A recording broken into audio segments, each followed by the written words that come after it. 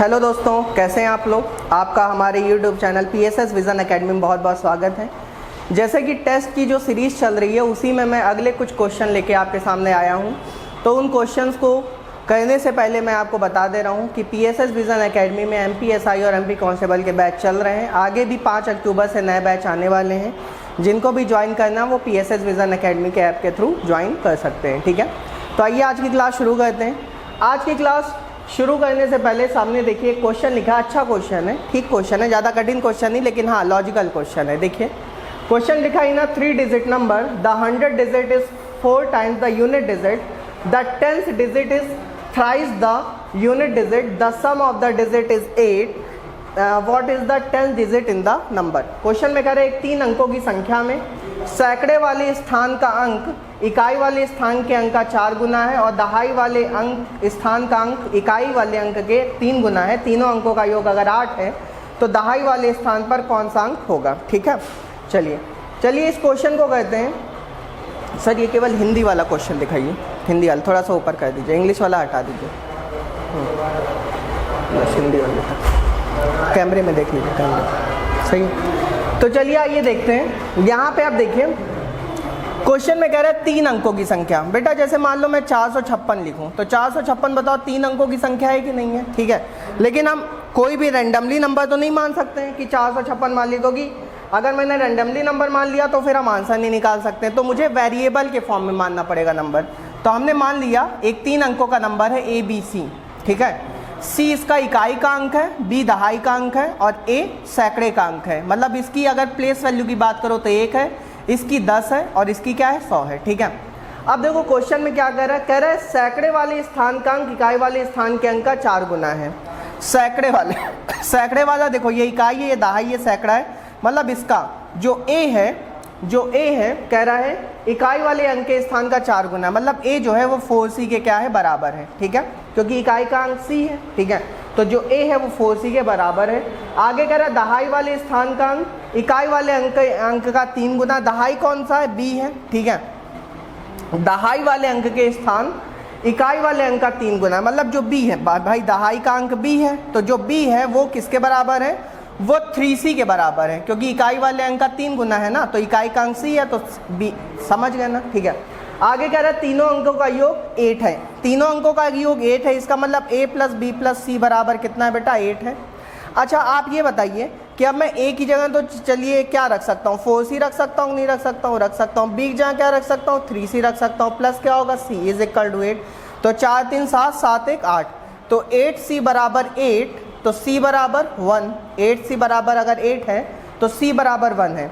अगर बेटा C बराबर 1 आ गया, इसका मतलब मैं यहाँ पे 1 रख सकता हूँ। ठीक है, अब C की वैल्यू 1 यहाँ रखो तो A की वैल्यू क्या आ जाएगी, 4 आ जाएगी। A की वैल्यू 4 यहाँ रख दीजिए। अगर C की वैल्यू 1 यहाँ रख दीजिए तो B की वैल्यू क्या आ जाएगी, 3 आ जाएगी, तो यहाँ रख दीजिए। ठीक है, क्या पूछ रहा है, कह रहा है दहाई वाले स्थान पर कौन सा अंक है, तो दहाई वाले स्थान पर कौन सा अंक है, 3 है। ठीक है, तो इस क्वेश्चन का 3rd ऑप्शन सही है। क्लियर है, चलिए अगला क्वेश्चन देखते हैं। अगला क्वेश्चन मैं आपके सामने बताने जा रहा हूँ। अगला क्वेश्चन भी पहले पढ़ के सुना दे रहा हूँ आपको। The work done by a women in 8 hours is equal to the work done by a man in 6 hours and by a boy in 12 hours. If working 6 hours per day, 9 men can complete a work in 6 days, then how many days can 12 men, 12 women and 12 boys together finish the same work working 8 hours per day? 8 घंटे में एक महिला द्वारा किया गया कार्य 6 घंटे में एक पुरुष द्वारा तथा 12 घंटे में एक लड़के द्वारा किए गए कार्य के बराबर है। यदि प्रतिदिन 6 घंटे कार्य करते हुए 9 पुरुष 6 दिन में किसी कार्य को पूर्ण करते हैं तो कितने दिनों में 12 पुरुष, 12 महिलाएं, 12 लड़के एक साथ। क्वेश्चन थोड़ा सा लंबा है लेकिन कठिन नहीं, आसान क्वेश्चन नहीं है। ठीक है, थोड़ा सा ऊपर कर दीजिए।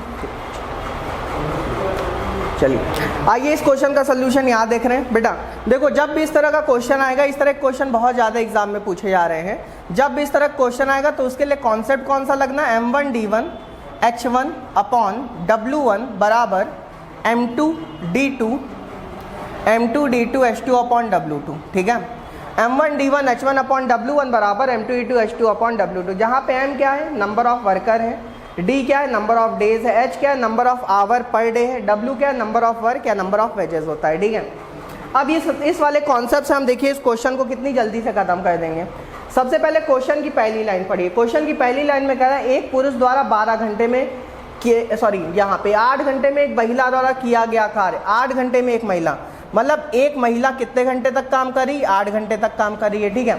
8 घंटे में एक महिला द्वारा किया गया काम, 6 घंटे में एक पुरुष द्वारा, मतलब एक जो पुरुष है वो कितने घंटे तक काम कर रहा है? 6 घंटे के तक काम कर रहा है। आगे कह रहा 12 घंटे में एक लड़के द्वारा किया गया काम, मतलब जो लड़का है वो कितने घंटे तक काम कर रहा है? 12 घंटे तक कर रहा है, ठीक है। कह रहा है ये सब काम आपस में क्या है बेटा? बराबर है, ठीक है। एक औरत का 8 घंटे का काम, एक आदमी का 6 घंटे का काम और एक बच्चे का 12 घंटे का काम आपस में क्या है? बराबर है। इसमें फॉर्मूला वही लगा M1 D1 बराबर M2 E2 बराबर M3 D3, ठीक है। सबसे पहले क्या करिए कि यहाँ पे वुमेन का थोड़ा सा अगर कैंसिल आउट हो रहा है तो इसको कैंसिल आउट भी कर सकते हैं, जैसे 2 से काट सकते हैं। 2 चौका 8, 2 तियां 6 और 2 छंग 12, है ना। अब यहाँ पे मैं 1 वुमेन 1 मैन और 1 बॉय की इफिशिएंसी का रेशियो निकालने जा रहा हूँ। क्या निकालने जा रहा हूँ? इफिशिएंसी का। एक औरत, एक आदमी और एक लड़के का इफिशिएंसी का। देखो बेटा, जब भी इस तरह का मामला फंसे कि कोई चीज़ इनटू में है और इसको रेशियो के फॉर्म में करनी है तो इसके लिए आप लगा दिया करो ढक्कन मेथड, ठीक है। ढक्कन मेथड में क्या करो? 4 को ढक लो, 6 को 3 से मल्टीप्लाई करो, 6 तियां 18, यहाँ 18 लिख लीजिए, ठीक है। फिर 3 को ढक लीजिए, 4 को 6 से मल्टीप्लाई कर लीजिए, 4 छंग 24, फिर 6 को ढक लीजिए, 4 को 3 से मल्टीप्लाई कर लीजिए, 12। क्लियर है, ठीक है। मतलब एक औरत, एक आदमी और एक बच्चे की जो इफिशिएंसी आ गई वो क्या आ गया? 18, 24 और 12, ठीक है। इसको कैंसिल आउट करना है तो कर लीजिए 6 से, 6 तियां 18, 6 चौक 24 और 6 दूना 12। इसका मतलब एक औरत, एक आदमी और एक बच्चे की इफिशिएंसी क्या आ गई? 3:4:2, ठीक है। अब चलिए आगे पढ़ते हैं। आगे क्वेश्चन में कह रहा है कि यदि दिए हुए कार्य को 9 पुरुष, यदि प्रतिदिन 6 घंटे कार्य करते हुए, यदि प्रतिदिन 6 घंटे कार्य करते हुए 9 पुरुष 6 दिन में किसी कार्य को कंप्लीट कर लेते हैं ना, ठीक है। देखिए पहले मैं इसको हटा दे रहा हूँ, यहाँ पे थोड़ा सा स्पेस मिल जाएगा, इसको नोट करना नोट कर लीजिए। चलिए 3 4 2 था ना, ठीक है। एक औरत, एक आदमी और एक बच्चे की इफिशिएंसी का रेशियो कितना आया था? 3:4:2 आया था। अब देखिए क्वेश्चन में यहाँ से क्या कह रहा है, यहाँ से देखिए, यहाँ से कह रहा है प्रतिदिन 6 घंटे कार्य करो, 9 पुरुष 6 दिन में कार्य करते हैं। 9 आदमी 6 दिन में 6 घंटे कार्य करते हुए पूरा काम कर लेते हैं ना। इसमें फॉर्मूला लगा M1 D1 H1 ना, ठीक है। 9 आदमी 6 दिन में 6 घंटे कार्य करते हैं और आगे कह रहा है तो कितने दिनों में? 12 पुरुष। 12 पुरुष। अब यही काम किससे करवाना है? 12 पुरुष प्लस 12 महिला प्लस 12 लड़कों से करवाना है। तो पूछ रहा है कितने दिनों में काम करेंगे, तो इसको क्या कर लो? D2 कर लो। क्लियर है, ठीक है। अब देखिए इस क्वेश्चन को, क्वेश्चन आसान हो गया। अब देखो कुछ नहीं करना, जहाँ पे M दिखे, जहाँ पे W दिखे, जहाँ पे B दिखे, वहाँ पे बस वैल्यू रखते जो आंसर आ जाएगा। 9 इंटू M की जगह क्या रख लो? यहाँ पे M है बेटा, M की जगह क्या रख लो? 4 रख लो, into 6 is equal to 12 into M की जगह क्या रख लो? 4 प्लस 12 इंटू W की जगह क्या रख लो? 3 प्लस 12 इंटू लड़के की जगह क्या रख लो? 2 इंटू क्या? D2। क्लियर है, ठीक है। चलिए तो यहाँ पे देखिए 9 चौक 36 और 6 छंग भी 36, 12 इसमें से कॉमन ले लीजिए। 12 कॉमन लेंगे तो अंदर क्या? 4 3 7 7 3 4 3 7 और 7 2 9, 9 बचेगा और इंटू क्या? D2 ना भाई, ठीक है। तो देखो 12 तियां हो गया 36 और 9 चौक भी हो गया 36, तो D2 कितना आ गया? 4 तियां 12। तो इस क्वेश्चन का आंसर क्या आ गया? 12 दिन आ जाएगा। कितना आ जाएगा? 12 दिन।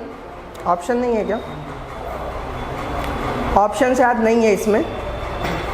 क्या पूछ रहा था हमसे? थोड़ा सा नीचे करिएगा। अच्छा यहाँ पे ये भी कह रहा था बेटा कि 8 घंटे कार्य करते हैं ना, प्रतिदिन कितना घंटे काम करते हैं, तो यहाँ पे इंटू 8 भी करना पड़ेगा मेरे भाई, ठीक है। इंटू क्या कर लो? 8, ठीक है। तो यहाँ भी क्या कर लो? इंटू 8 कर लो। तो यहाँ पे क्या हो जाएगा? 12/8 हो जाएगा ना। तो 12/8 का मतलब क्या हो गया? 4 तियां 12 और 4 दूना 8, मतलब 1 सही 1/2 दिन। 1 सही 1/2 दिन में पूरा काम। क्या है कि यहाँ पे मैंने घंटे भूल गया था ना, जो आवर दिया था वो भूल गया था, तो यहाँ पे इंटू 8 भी कर लो, M1 D1 H1 ना, तो कर लो तो आंसर आ जाए। क्लियर है। चलिए अगला क्वेश्चन देखते हैं। अगला क्वेश्चन बेटा, इस तरह के क्वेश्चन एग्जाम में पूछे जाएंगे और आपको करने भी पड़ेंगे, इसलिए ये सारे क्वेश्चन मैं आपको प्रैक्टिस करा दे रहा हूँ। अगला क्वेश्चन कह रहा है 5 years ago the average age of A and B was 18 years the average age of A B C D today is 24 years, the average age of D and C after 8 years from today will be. 5 वर्ष पहले ए और B की औसत आयु 18 साल थी, वर्तमान में ए बी सी डी की औसत आयु 24 साल है, तो 8 वर्ष बाद सी और डी की औसत आयु क्या होगी। ठीक है, 8 वर्ष बाद सी और डी की औसत आयु क्या होगी। ठीक है, चलिए सबसे पहले क्वेश्चन की पहली लाइन पढ़ो। कह रहा है 5 साल पहले ए और बी की औसत आयु कितनी थी, 5 साल थी, 18 साल थी। 5 साल पहले की बात हो रही है ना, 5 साल पहले, 5 साल अगो ना, या 5 साल बिफोर भी कह सकते हो, या एगो भी कह सकते हो, कुछ भी कह सकते हो, जो कह लो। ठीक है, सारी बातें सही है। 5 साल पहले, 5 साल पहले ए और बी की औसत आयु। बेटा औसत आयु का मतलब क्या होता है, ए प्लस बी बाई 2। ठीक है, कितनी थी, 18 साल थी। तो बताओ अगर मैं कहूँ टोटल कितनी होगी, टोटल होगी ए प्लस बी बराबर 18 दूना 36 साल। लेकिन बेटा ये कब होगी, 5 साल पहले। क्लियर है। ठीक है, 5 साल पहले ए और बी की टोटल आयु कितनी थी, 36 साल थी। लेकिन अगर मैं कहूँ प्रेजेंट में, अगर मैं कहूँ प्रेजेंट में ए और बी की टोटल एज कितनी होगी, तो कितनी होगी आप खुद बताओ। बेटा जैसे मान लो आज से 5 साल पहले तुम 20 साल के थे, आज से 5 साल पहले 20 साल के थे, तो आज कितने साल के होगे, 25 साल के होगे कि नहीं होगे। बस वही चीज़ है कि अगर आज से 5 साल पहले इन दोनों का सम 36 साल है, तो प्रेजेंट में ये भी जो ए होगा वो भी 5 साल बढ़ा होगा और बी भी 5 साल बढ़ा होगा, तो 5 कितना बढ़ा होगा, 10 साल। तो 36 में कितना जोड़ दो, 10। क्लियर है। ठीक है, मतलब अभी प्रेजेंट में ए और बी की टोटल एज कितनी होगी, 46 होगी। आगे कह रहा है ए बी सी डी की औसत आयु कितनी है, 24 है। अगर ए बी सी डी की औसत आयु 24 साल है, तो इसका मतलब बटे 4 का दौर। ये कब की बात हो रही है, प्रेजेंट की बात हो रही है ना। ए बी सी डी की जो एवरेज एज है वो कितनी है, 24 साल है। तो ए बी सी डी की टोटल एज कितनी होगी, ए बी सी डी की टोटल एज कितनी होगी, 24 96 साल होगी प्रेजेंट में, होगी कि नहीं होगी। ठीक है, अब देखो पूछा सी और डी की औसत आयु हमें निकालनी, तो कुछ नहीं करना बेटा, ये जो ए और बी की 46 है उसको यहाँ पे पुट कर दो। अगर यहाँ पे पुट करोगे तो 46 plus C plus D is equal to कितना, 96। तो C plus D is equal to कितना आ गया, 50 आ गया। तो औसत हमसे पूछ रहा है तो बटे 2 कर दो, तो सी प्लस डी बाई 2 बराबर 50 बटे 2 कितना होगा, 25। तो इसका मतलब सी और डी की प्रेजेंट में औसत एज कितनी हो जाएगी, 25 हो जाएगी। 9 में 4 गया 5, 25 आना चाहिए इसमें। एक बार फिर से देख लेते हैं, ए और बी की औसत आयु 5 साल पहले कितनी थी, 18 थी। तो 18 दूना 36 और 36 में 10 जोड़ोगे तो कितना आ जाएगा, 46 तो आएगा ना। और ए बी सी डी की प्रेजेंट में 24 है ना, तो 4 होगा।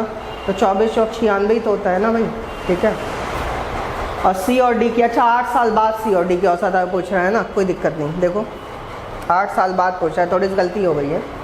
ये तो सी और डी की जो आई है 50, वो कब की आई है, प्रेजेंट की आई है ना। कब की आई है, प्रेजेंट की आई है। जबकि मुझसे पूछ कब कर रहा है, 8 साल आफ्टर पूछ रहा है, 8 साल बाद का पूछ रहा है। अगर 8 साल बाद का पूछ रहा है तो क्या कर लो, इसमें सी भी 8 साल बढ़ जाएगा, डी भी 8 साल बढ़ जाएगा। तो क्या कर लो, इसमें 8 जोड़ दो, तो 8 16, तो 50 में 16 जोड़ो कितना आएगा, 66 आ जाएगा। कितना आ जाएगा, 66 आ जाएगा। लेकिन बेटा हमसे तो एवरेज पूछ रहा था, तो 2 से भाग दे दो, तो क्या हो जाए, 66 बटे 2 कितना हो जाएगा बेटा, 33। तो आंसर क्या आएगा इसका, 33 साल आ जाएगा, डी ऑप्शन आ जाएगा। ठीक है, प्रेजेंट पूछता तो 25 सही था, और वैसे क्या होगा, 33। चलिए अगला क्वेश्चन देखते हैं। अगला क्वेश्चन,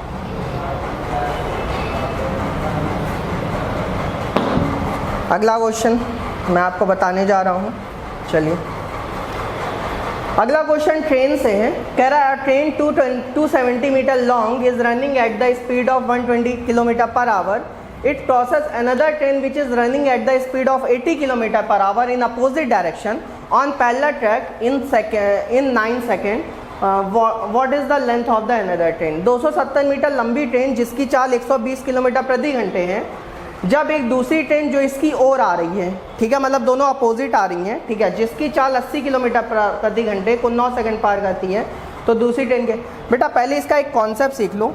जब भी दो लोग अपोजिट डायरेक्शन में चलते हैं, कैसे चलते हैं, अपोजिट डायरेक्शन में, ठीक है, जब भी दो लोग अपोजिट डायरेक्शन में चलते हैं तो उस समय स्पीड क्या होती है, ऐड हो जाती है। मतलब s1 plus s2 is equal to क्या होगा, L1 plus L2 upon T हो जाएगा। ठीक है, चाल बराबर दूरी बटे समय। अच्छा मान लो सेम डायरेक्शन में चलते तब क्या होता है, यहाँ पे माइनस लग जाता है। क्या लग जाता है, माइनस। तो s1 माइनस s2 बराबर L1 plus L2 upon T। यहाँ पे हमेशा प्लस ही लगा रहता है। अगर अपोजिट होगा तो स्पीड में यहाँ प्लस लग जाएगा, सेम होगा तो स्पीड में यहाँ पे क्या लग जाएगा, माइनस। यही कॉन्सेप्ट यहाँ पे चलेगा। ठीक है, चलिए इस क्वेश्चन को सॉल्व कर लेते हैं ऊपर। ठीक है, यहाँ पे देखिए कह रहा है कि दोनों ट्रेनें एक दूसरे को पार कर रही है ना, तो बताओ बेटा कॉन्सेप्ट तो यही लगना है, ठीक है। अब ये बताओ पहली वाली ट्रेन की स्पीड कितनी 80 है, कितनी है 80 है, यहाँ पे मैं लिख दे रहा हूँ पहली वाली ट्रेन की स्पीड 80 है, मतलब S1 की वैल्यू कितनी बेटा 80 है प्लस S2, क्योंकि शायद मुझे दूसरी वाली ट्रेन की लंबाई बतानी थी ना, मतलब S2 भी आपको दे रखा होगा। S2 ये देखो दिया है 120, ठीक है 120 दिया है, ठीक है। तो 80 plus 120 clear is equal to L1, L1 कितना है, पहली वाली ट्रेन की लंबाई दी गई है क्या, हाँ दी गई है, कहाँ दी गई है 270 मीटर ना, तो पहली वाली ट्रेन की लंबाई कितनी है 270 मीटर है, प्लस दूसरी ट्रेन की लंबाई बतानी है बटे टाइम कितना ले रही 9 सेकंड ले रही, कितना ले रही बेटा 9 सेकंड। देखो मामला एक फंसा हुआ है जहाँ पे आप लोग से गलती होती है, कहाँ गलती होती है मैं बता दे रहा हूँ। बताओ बेटा ये मीटर में था तो ये भी ज़रूर मीटर में ही होगा, और ये किस में सेकंड में, इसका मतलब यहाँ मीटर पर सेकंड है, जबकि बताओ यहाँ पे स्पीड जो है वो किस में किलोमीटर पर आवर में। तो एक बात हमेशा ध्यान रखना कि अगर इधर यूनिट मीटर पर सेकंड में, तो इसको भी आपको किस में कन्वर्ट करना पड़ेगा मीटर पर सेकंड में, क्योंकि अगर ऐसे ही सॉल्व कर लो तो आंसर गलत आ जाएगा, ठीक है। तो क्या करो इस पूरे को 5/18 से क्या कर दो मल्टीप्लाई कर दो। कभी भी स्पीड किलोमीटर पर आवर में दी रहे और उसको मीटर पर सेकंड बदलना हो तो उसको किससे मल्टीप्लाई कर दो 5/18 से मल्टीप्लाई कर दे, क्लियर है, ठीक है। आप सॉल्व कर लीजिए आंसर आ जाएगा। 120 में 80 जोड़ोगे 200 आएगा, 200 × 5/18 is equal to 200 plus L2 upon क्या 9, ठीक है 9 दूना 18, इसको काटोगे 100 आएगा, 100 को 5 से मल्टीप्लाई कराओगे 500 आएगा, is equal to 270 plus L2, तो L2 कितना आ जाएगा, L2 आ जाएगा 130 नहीं 230, कितना आ जाएगा 230 मीटर ना। तो फाइनली इस क्वेश्चन का आंसर कौन सा आ गया, ए ऑप्शन, ठीक है। चलिए अगला क्वेश्चन देखते हैं। अगला क्वेश्चन, उम्मीद है कि आप लोग को ये सब समझ में आ रहा होगा। चलिए अगला क्वेश्चन देखिए, कह रहा है कि ये जो नंबर दिए गए इसकी माध्यिका निकालनी है। क्या निकालनी, माध्यिका, माध्यिका मतलब मीडियन, ठीक है। अब देखिए मैं आपको माध्यिका निकालना बता दे रहा हूँ, ध्यान से सुनो बेटा। कभी भी माध्यिका या मीडियन निकालनी होती तो पहले जो भी जितने भी नंबर दिए हों या तो सबको इंक्रीजिंग ऑर्डर में लिख लो या तो सबको डिक्रीजिंग ऑर्डर में लिख लो, क्लियर है। जैसे मान लीजिए मैं चलिए इस सबको क्या करता हूँ कि इन सबको मैं डिक्रीजिंग ऑर्डर में लिख ले रहा हूँ। डिक्रीजिंग मतलब छोटे से बड़े से छोटा, डिक्रीजिंग का मतलब क्या, बड़े से छोटा, ठीक है। तो बताओ जितने भी नंबर आपको दिख रहे हैं सबसे बड़ा नंबर कौन है, 9 है, तो 9 को पहले लिख लो, ठीक है। तो 9 के ऊपर टिक लगा दो, जैसे फिर रिपीट ना हो, ठीक है। फिर कौन दिख रहा है, 8, 8 लिख लो, तो देखो 8 एक ही बार दिख रहा है ना, चलिए 8 भी हो गया। फिर कौन दिख रहा है, 7, 7 भी, ये देखो 7 भी हो गया ना, ठीक है। 7 के बाद बेटा कौन दिख रहा है, 5 दिख रहा है, तो 5 लिख लो। देखो 5 कितनी बार, ये एक 5 है और ये भी एक 5 है ना, और ये भी एक 5 है, तो सारे मैंने 5 भी लिख लिए ना भाई, ठीक है। उसके बाद क्या करो, 4 को लिख लो सबको, चाहे इंक्रीजिंग ऑर्डर लिखो चाहे डिक्रीजिंग ऑर्डर लिखो, बात दोनों बराबर, 4 भी हो गया, ठीक है। 4 के बाद 3 को लिख लो, 3 लिख लिया। 3 के बाद 2 को लिख लो, ये देखो 2 थे तो 2 को भी लिख लिया ना, जो जितनी बार आए उतनी बार लिखते जाओ। फिर किसको लिख लो, 1 को लिख लो, 1 भी लिख लिया। फिर किसको लिख लो, 0 को लिख लो ना, ठीक है, 1 0, सारे नंबर ले लिए ना। तो मैंने देखो इसको डिक्रीजिंग ऑर्डर लिख दिया। उसके बाद देखो कि बीचों बीच कौन सा आ रहा है, बीचों बीच सबसे पहले देखो नंबर कितने, 1 2 3 4 5 6 7 8 9 10 11 12, 12 नंबर है। अगर 12 नंबर है इसका मतलब बीचों बीच 2 नंबर पड़ेंगे, कैसे आप बताओ। इधर से 1 2 3 4 5, इधर से 5 नंबर हटा दिए, 1 2 3 4 5, इधर से 5 नंबर हटा दिए, ठीक है। तो बीच में बताओ 2 नंबर आ रहे हैं कि नहीं आ रहे हैं, ठीक है। अब यही जो 2 नंबर आ रहे हैं, यही जो 2 नंबर बीच में आ रहे हैं, इन दोनों को जोड़ के बटे 2 कर दो, तो 5 4 9, 9 बटे 2 कितना आ गया, 4.5, मतलब इसकी मीडियन कितनी आ गई 4.5, यही आपका आंसर है। क्लियर है कैसे हुआ, ठीक है। सबसे पहले इसको डिक्रीजिंग ऑर्डर में लिख लो, फिर क्या करो, देखो बीचों बीच कितने नंबर पड़ रहे, देखो जैसे यहाँ 11 नंबर होते हैं तो बीच में केवल 1 नंबर आता, क्योंकि 12 नंबर थे इसलिए 5 नंबर इधर से हटा, 5 नंबर उधर था, बीच में 2 नंबर पड़े, तो 5 4 9, 9 बटे 2 4.5, ठीक है। चलिए अगला क्वेश्चन देखते हैं। अगला क्वेश्चन, तो मीडियन निकालने के लिए ये बात ध्यान रखना, जितने भी नंबर दिए हो सबको पहले इंक्रीजिंग या डिक्रीजिंग ऑर्डर लिख लिया करिए, फिर आगे की बात क्या करिए। अब देखो ये वेन डायग्राम से मैंने परसेंटेज में आपको सॉल्व करना बताया था, उसी तरीके से करना बताऊंगा। कह रहा है in a class 60% of children like mathematics, 45% like science and 25% like both mathematics and science.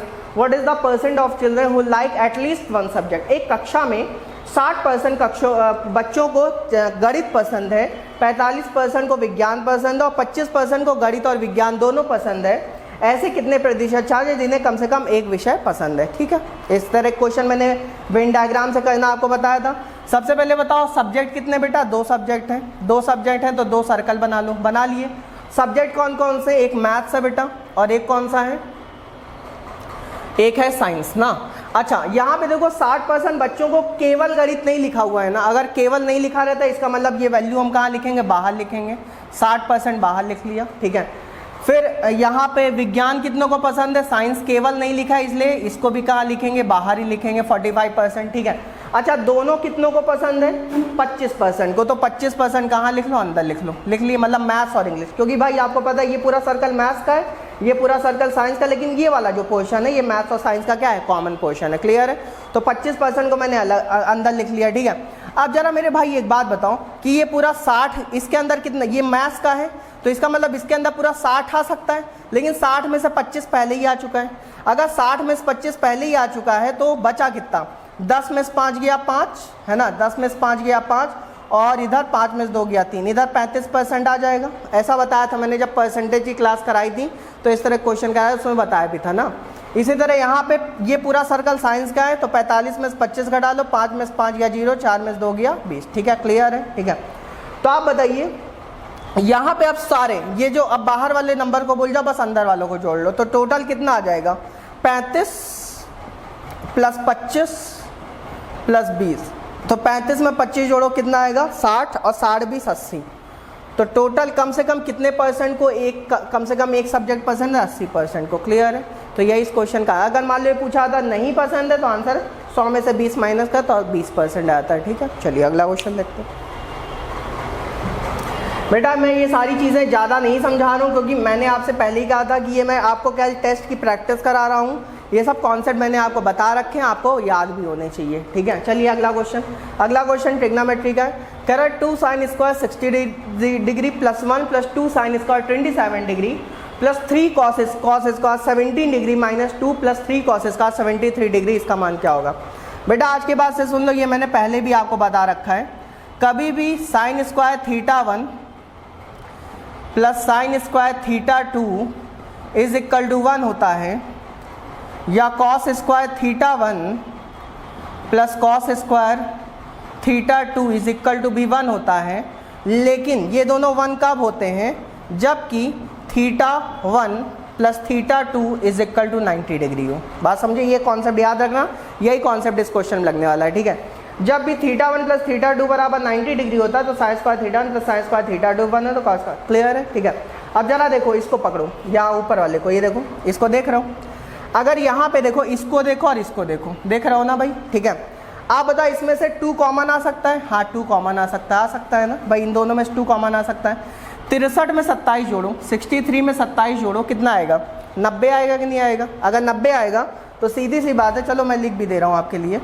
Sign square 63 degree plus sine square 27 degree और प्लस 1 डिवाइडेड बाई, नीचे भी वही काम करो, 3 कॉमन ले लो, cos square 17 degree plus cos square 73 degree और minus 2 ना मेरे भाई। ठीक है, तो बताओ 63 में 27 जोड़ो तब भी 90 आता है, तो इसका मतलब ये पूरी वैल्यू 1 हो गई।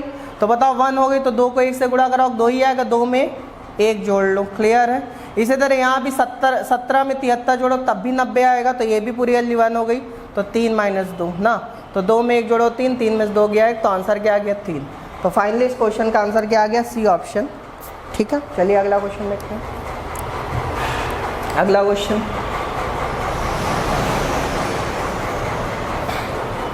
अगला क्वेश्चन देखिए जीपी से।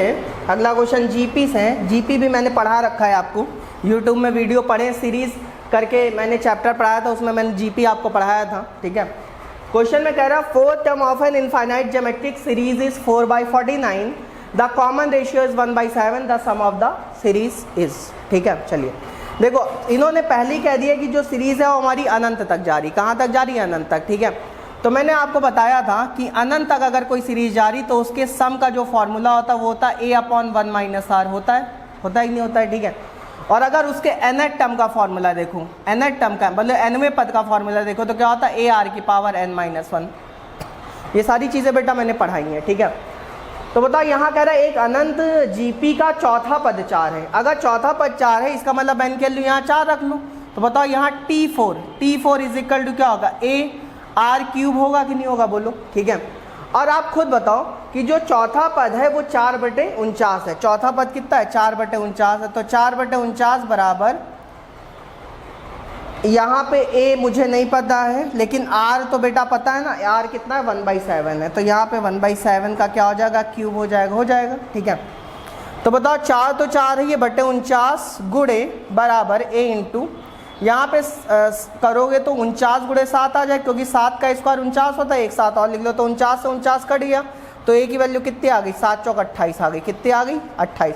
मतलब इस सीरीज का जो फर्स्ट टर्म आ गया वो 28 आगे आ गया।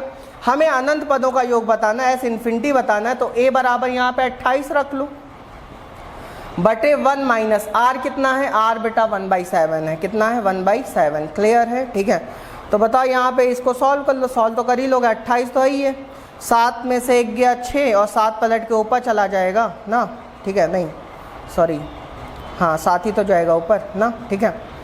तो यहाँ पे कितना हो जाएगा, काट लें 3 से 2 से 2 3 6 और ये 14 7 98 बटे 3, ठीक है। तो इसका जो अनंत पदों का योगफल आ गया वो कितना आ गया 98/3 आ गया। क्लियर है। चलिए अगला क्वेश्चन देखते हैं। अगला क्वेश्चन, ये शायद आज की क्लास का लास्ट क्वेश्चन है, क्या लास्ट ही होगा, ठीक है। आज ये लास्ट क्वेश्चन आज की क्लास का। चलिए इस क्वेश्चन को कर लेते हैं। क्वेश्चन कह रहा है एक परीक्षा में in an examination student gets 4 marks for every correct answer and loses 1 marks. बेटा ये क्वेश्चन हर एक एग्जाम में रखा रहता है, ठीक है, और इस क्वेश्चन को अच्छे से सीख लो। And 1 marks for every wrong answer if he attempts in all 60 question and secures 130 marks then find the number of question he attempted correctly, ठीक है। एक परीक्षा में कोई छात्र प्रत्येक सही उत्तर के लिए 4 अंक पाता है और प्रत्येक गलत उत्तर के लिए 1 अंक होता है। यदि कुल मिलाकर 60 प्रश्नों का उत्तर दिया है तो 130 अंक प्राप्त करता है। 60 प्रश्नों का उत्तर दिया है तो 130 अंक प्राप्त करता है। तो बताइए कि उसने कितने प्रश्नों का सही उत्तर दिया, ठीक है। तो कहने का मतलब है कि क्वेश्चन पेपर में जितने भी क्वेश्चन रहे होंगे, लेकिन टोटल में से उसने कितने का क्वेश्चन का आंसर दिया 60 का, ठीक है। तो मैंने कह दिया मान लो करेक्ट इस 60 में से उसने करेक्ट x किए हैं, मतलब कि 60 में से मान लो उसने x क्वेश्चन करेक्ट किए हैं, तो रॉन्ग कितने किए होंगे 60 माइनस x किए होंगे कि नहीं किए होंगे, बोलो मेरे भाई। क्लियर है भाई। टोटल क्वेश्चन मान लो 60 थे तो 60 में से x क्वेश्चन उसने करेक्ट किए तो रॉन्ग कितने किए होंगे 60 माइनस, ठीक है। अच्छा करेक्ट क्वेश्चन के लिए उसको देखो कितना नंबर मिल रहा है, 4 नंबर मिल रहा है ना, 4 नंबर मिल रहा है। क्लियर है। तो बताओ एक करेक्ट क्वेश्चन के लिए 4 नंबर मिल रहा है तो x करेक्ट क्वेश्चन के लिए 4x नंबर मिलेगा, ठीक है। क्लियर है। अच्छा गलत क्वेश्चन के लिए उसके 1 नंबर कट जा रहे हैं, तो अगर गलत क्वेश्चन के लिए उसके 1 नंबर कट जा रहे हैं इसका मतलब -1, तो एक गलत क्वेश्चन के लिए उसके -1 कट जा रहे हैं, तो 60 माइनस x के लिए इतने नंबर कटेंगे कि नहीं कटेंगे, ठीक है। तो बताओ करेक्ट का और रॉन्ग का जो एडिशन है वही किसके बराबर है, वो 130 के बराबर है, क्योंकि जितने भी उसने करेक्ट किए होंगे, करेक्ट की वजह से जितने भी उसको नंबर मिले होंगे, उसमें से रॉन्ग की वजह से जितने भी नंबर मिले उसको माइनस करने के बाद जो बचे वो इसके क्या है बराबर है। इसको सॉल्व कर लीजिए, आंसर आ जाएगा 4x minus 60 plus x is equal to कितना 130। तो 4x में x जोड़ो कितना आएगा 5x इज इक्वल टू 130 में 60 जोड़ोगे 190 आएगा। तो x बराबर कितना आ गया, भाग दे दो, 5 3 15, 4 5 8 40, ठीक है।